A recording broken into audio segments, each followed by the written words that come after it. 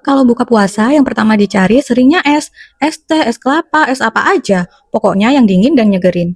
Pas diminum sih enak banget, tapi beberapa saat kemudian tenggorokan mulai kerasa kaget. Agak dingin, terus jadi nggak nyaman.